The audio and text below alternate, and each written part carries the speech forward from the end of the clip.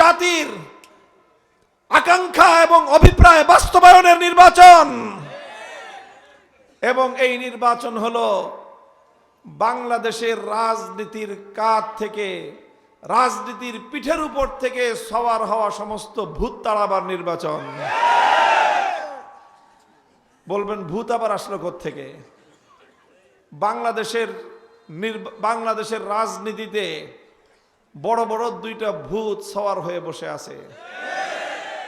এক নম্বর ভূতের নাম হলো গুন্ডামি আর সন্ত্রাসী।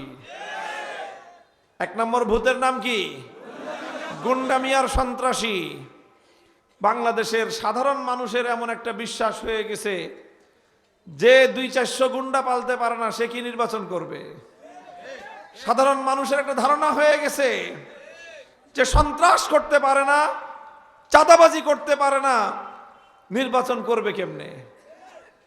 মানুষের মনে মনে এই যে ধারণা তৈরি হয়েছে বছরের পর বছর গুন্ডামি আর সন্ত্রাসী কার্যকলাপ দেখতে দেখতে, বাংলাদেশের রাজনীতির পিঠে সওয়ার হওয়া দ্বিতীয় ভূতের নাম হলো লুটপাট আর দুর্নীতি।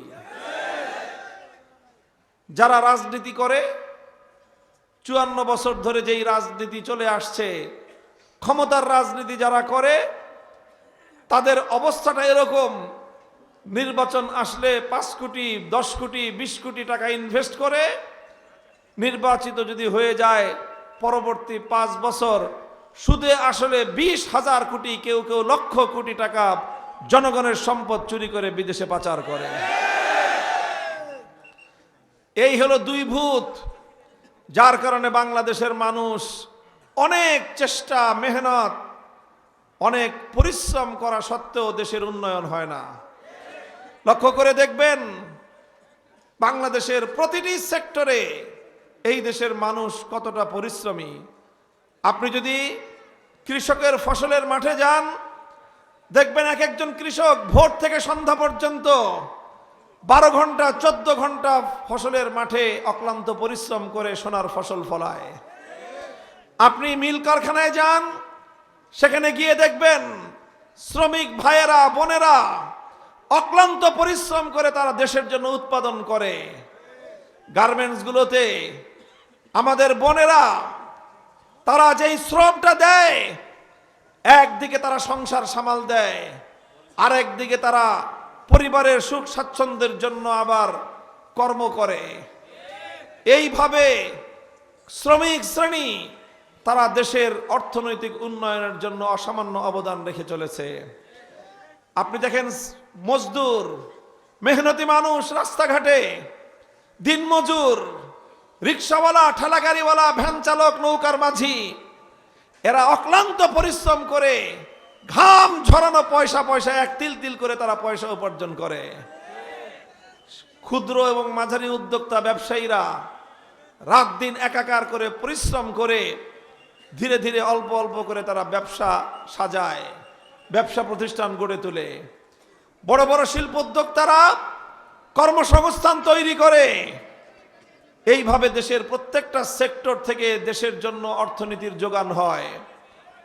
আর যারা প্রবাসে যায়, বিদেশে যারা যায়, আমাদের বাংলাদেশি যাদেরকে আমরা জুলাই যুদ্ধের সময় রেমিটেন্স যোদ্ধা বলে বাংলাদেশের মানুষ আখ্যায়িত করত, সেই রেমিটেন্স যোদ্ধা বিদেশিরা, প্রবাসীরা, সেই রেমিটেন্স যোদ্ধা প্রবাসীরা তারা যেই পরিশ্রমটা প্রবাসে করে আমরা দেশ থেকে অনেকে কল্পনা করতে পারবো না।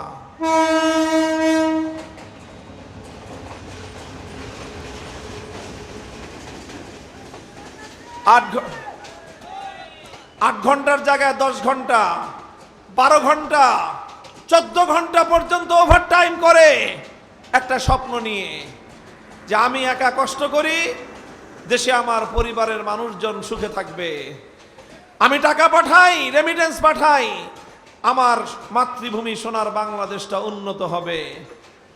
এইভাবে কৃষক, শ্রমিক, মজদুর, ব্যবসায়ী, প্রবাসী, চাকরিজীবী সবাই মিলে দেশের উন্নয়নের জন্য অংশগ্রহণ করে। দেশটার উন্নয়ন হয় না। কারণটা কি? কারণ একটাই, সংসারে 6 ভাই বোন। 5 ভাই বোন মিলে সারা দিন কষ্ট করে টাকা পয়সা উপার্জন করে আনে, বাড়িতে এনে একসাথে জমা করে।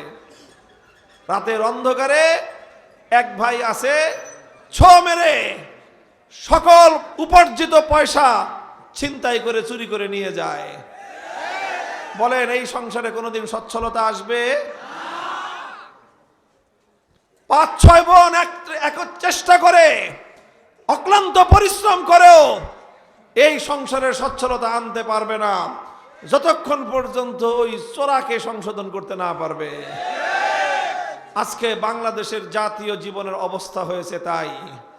বাংলাদেশের কৃষকরা মাঠ থেকে মেহনত করে, শ্রমিকরা মিল কলকারখানায় ঘাম ঝরায়, দিনমজুররা রাস্তাঘাটে অক্লান্ত পরিশ্রম করে, ব্যবসায়ীরা রাত দিন আরামকে হারাম করে দিয়ে পয়সা উপার্জন করে, প্রবাসীরা সারা দুনিয়া জুড়ে রেমিটেন্স যুদ্ধ করে দেশের জন্য পয়সা পাঠায়। আর সব কিছু একত্রিত হওয়ার পর দিন শেষে দুর্নীতিবাজ রাজনীতিবিদরা পয়সা চুরি করে লক্ষ লক্ষ কোটি টাকা বিদেশে পাচার করে বেগম পাড়া করে। তাই আজ বাংলাদেশের আমরা 11টি দল, 11 ভাই হাতে হাত রেখে ঐক্যবদ্ধ হয়েছি। আগামীর বাংলাদেশের 18 কোটি মানুষের ভাগ্য নিয়ে কাউকে আর ছিনিমিনি খেলতে দেব না। বিগত দিনে যারা সন্ত্রাস করে, গুন্ডামি করে, নির্বাচন দখল করে, ব্যালট ছিনতাই করে ক্ষমতায় যেত, আর ক্ষমতায় গিয়ে 5 বছর দুর্নীতি আর লুটপাট করত। ইনশাআল্লাহ 2026 সালের 12ই ফেব্রুয়ারি বাংলার মানুষ ব্যালট বিপ্লবের মাধ্যমে প্রমাণ করবে বাংলাদেশে আর সন্ত্রাসতন্ত্র চলবে না, লুটপাট তন্ত্র চলবে না ইনশাআল্লাহ।